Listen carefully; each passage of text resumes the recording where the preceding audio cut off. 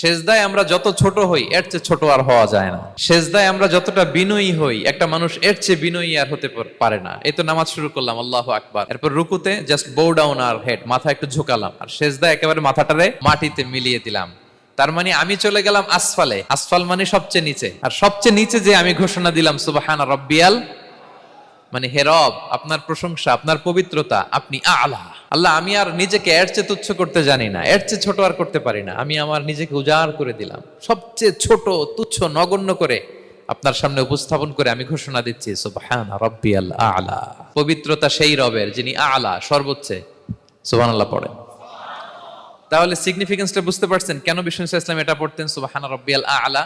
কারণ আমি থাকি সবচেয়ে আসফালে, নিচে, আর তখন আমি ঘোষণা দেই glory be to Allah the most high, the most high, the most high আলা। আল্লাহ, আমি একেবারে নিচে, কিন্তু তুমি হচ্ছে আলা। মজার ব্যাপার হচ্ছে সেজদায় আপনি যত নিচেই থাকেন না কেন, মাথা নাক নিচে করে ফিসফিস করে যাই বলেন না কেন, এটা মুহূর্তে আল্লাহর আরশে চলে যায়।